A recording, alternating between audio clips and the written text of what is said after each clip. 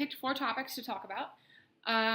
4 topics that I had notes on, and 4 topics that I think are relatively important. The first one being the Common Core. I think that it's important. Let me back up. I think so. Okay, so when I was younger, I was homeschooled, um, and I was put into school in 4th grade. But I had to go into 3rd grade because I hadn't learned everything that I needed to, and I think that it's important for each kid, every child, through the education system, to learn what they need to at their certain age, because I was supposed to be in 4th grade and I was held back because I wasn't given the information that I needed to. And homeschooling is a bit of an interesting situation, but I think just in general, kids need to be learning what they should be learning at that age. I think that it helps them when they get into high school, and then moving on into college. I think that it stops that barrier between grades. I think that kids won't need to get held back, because even though that you can teach and should teach individual children the way that they need to learn as best you can, I think that it's important that each kid learns the best way possible, but also learns the material that they need to be learning in order to progress properly. That having been said, every kid needs to be learning the way that they should and can best learn.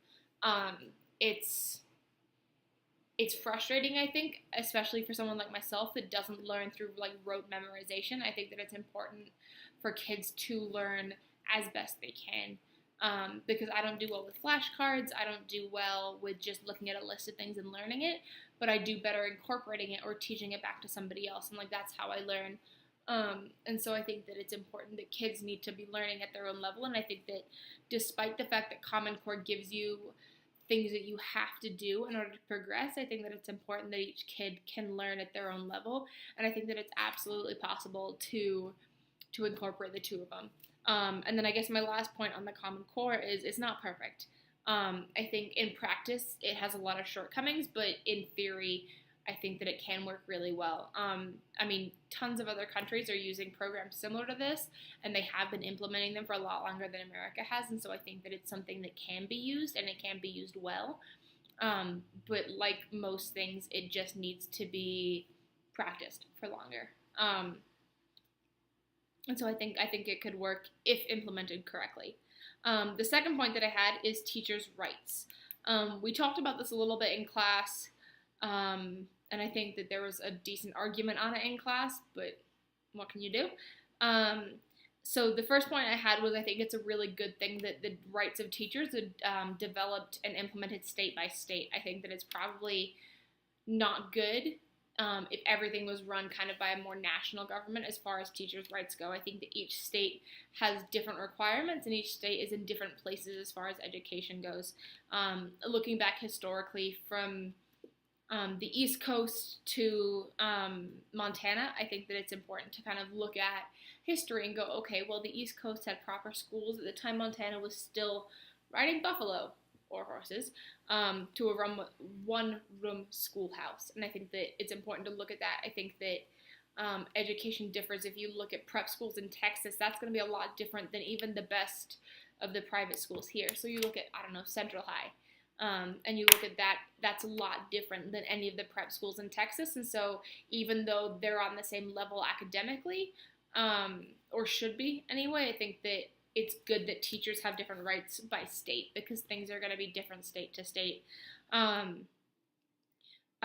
one of the Montana rules was that gross neglect of duty is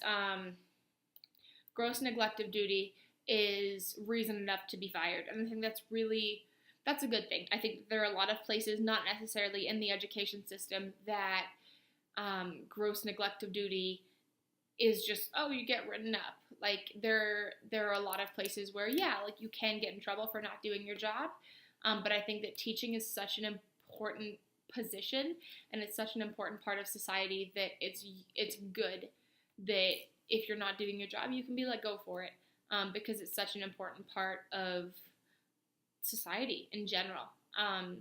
Because, you know, like, they obviously, like, the kids in education are going to grow up to be citizens and productive, hopefully, members of society, and if you're not doing your job, then they're not going to be able to do their job in the future. The short hair is really bothering me. It's getting in my face, and I can't put it up. Yeah. And then the last one is freedom of expression. So it's a national rule. I did a little bit of extra research, and it said that teachers, along with some other things, need freedom of expression. So this is kind of similar to every child learns differently. Every teacher is going to teach differently. And I think that it's important that teachers have the right to be able to teach in a way that not only will be best for the student, but they can implement their own teaching style.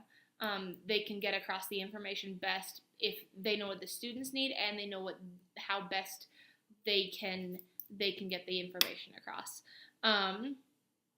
The third point I have is what each educator should do, and this is what kind of my final project thing was on. But I think that educators should plan for themselves. I think they need to be able to get like a Common Core type curriculum and be able to say, this is how I'm going to do it and this is what I'm going to do. And I don't think it's fair to teachers, especially kind of like I said before, if teachers are going to teach differently, they need to be able to teach to the best of their ability using the tools and gifts that they have. And so I think that they need to be able to plan lessons for themselves. If I were to get somebody else's lesson plan, I might not be able to teach that properly because it wasn't something that was created by me. And so I think that it'd be important for teachers to have what they need to teach, but also to be able to teach it in the way that they know how best to do that. I think that educators need to meet the needs. And I touched on this a little bit in my final project, but because I had a word limit, I couldn't expound on it. But I think that there are a lot of times, and especially I saw this in my experience working at the club, where students need to have needs met.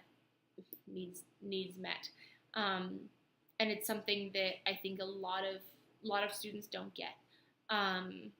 There are a lot of emotional needs that I think teachers need to be trying to meet, because they're not getting it anywhere else. And that might be different from teacher to teacher, obviously, and every situation is different. But I think that from what I saw working in the club, there were a lot of students that just kind of sometimes just needed a hug, or needed someone to tell them that they had value and that they were important and they were intelligent and they had a bright future ahead of them. And there are a lot of times when those things aren't happening. And I think that if that isn't happening at home, and they don't have any kind of extracurricular activities, that needs to be happening in a classroom.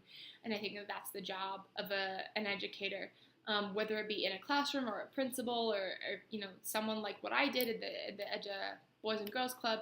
I think that it's useful for those students, and it's helpful and it's healthy for those students to get those needs met at school.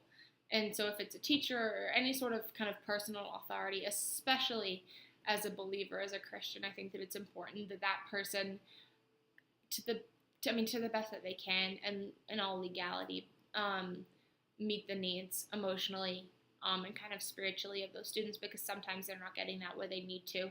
And a teacher or a mentor or something is the next best thing.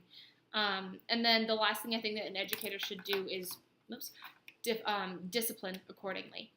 I think that there are a lot of times where kids will act out because they're emotional or they're going through some sort of traumatic thing at home and they don't have the self-control or an emotional control over themselves. And so they'll act out, they'll be rowdy, and a teacher obviously does have to deal with this properly, but I think that there are different ways to do it. And I think that matching that student's energy is good. If a student's acting out or wants to be lively, then let's do that. This is a good idea, and be lively back so that at least they can get something out of the lesson. But also if a kid, speaks up more than a few times, it's not a good enough reason to try and suspend him. Because that's just teaching kids that, minor incidences and minor infractions of the rules can lead to harsher punishments than there should be.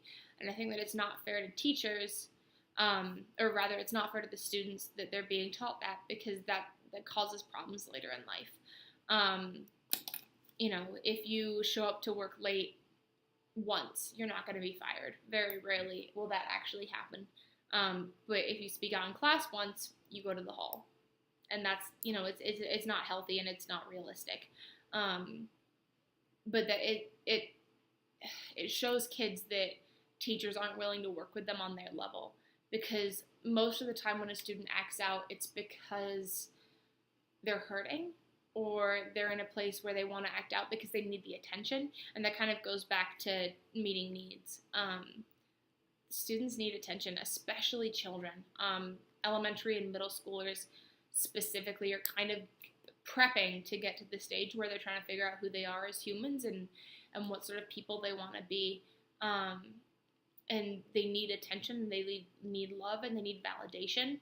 And so if a teacher doesn't discipline them accordingly, then they're gonna learn that authority figures are the worst and that people are out to get them, and that's not true. I mean, absolutely, there's a part of society that will always be out to get certain people, but I think that if teachers don't implement proper discipline practices, then it's going to turn those kids out for the worst, and it's very hard to overcome all of the authority figures in your life telling you that you're not worth it, or that, well, I'm not going to deal with your problems and I'm just going to send you to the hall. Like, if at home their parents aren't validating their importance and worth, and they're not in like a church or something, which is pretty often, I think that it'll be hard for them to overcome that, because everybody in their life is telling them that they're not worth it and they're not worth the time and they're not important. And I think that's so bad for kids. And then my last topic is the presidential candidates' thoughts on education. And there are a few parts of this, but I think that the main one that I'd like to touch on is the concept of free education.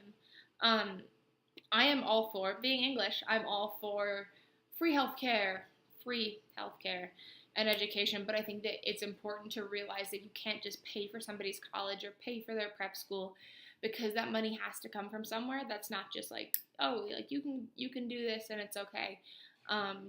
There are taxpayers, there are people that are funding this, there are donors and volunteers that are funding this free education, and I think that people have to realize that it's not free. They might get it for free, but there are other people that are working really hard to make sure that they can do well. I think that a lot of times people, especially some of the presidential candidates, undervalue education. I mean, again, back from my experience when I was working at the Boys and Girls Club, I could see there were very two clear roads for some of these students, and it's continue getting educated, it's stay in school and try and do well, and get a job and be the first person in your family to go to college. I mean, when I was working there, that was a very real goal for a lot of these students, was I'm going to graduate high school and I'm going to be the first one in my family to do so. And that breaks my heart, because that's one road, and the other road, which is more realistic for a lot of these kids, is to go the other direction. And that's drop out and get some really low-end blue-collar job and stay with it. And there are some people that do those jobs because they love it, and there are some people that do those jobs because they have to, because they don't have other options. And I think that that's the more realistic option. And I think that a lot of the presidential candidates, because they haven't been in those situations, because a lot of them do come from higher classes or more money, that they don't really have to genuinely think about the people that need the help or need the assistance or need to go to school, because they've never been there. They don't understand, and they haven't seen firsthand what it's like to talk to a middle schooler who's no one in their family has ever been through high school before. And I think that it's important for normal people, regular kind of lay people, if you will, to be the voices for those kids, because a lot of the presidential candidates genuinely just don't understand what a lot of the young people in the country are going through.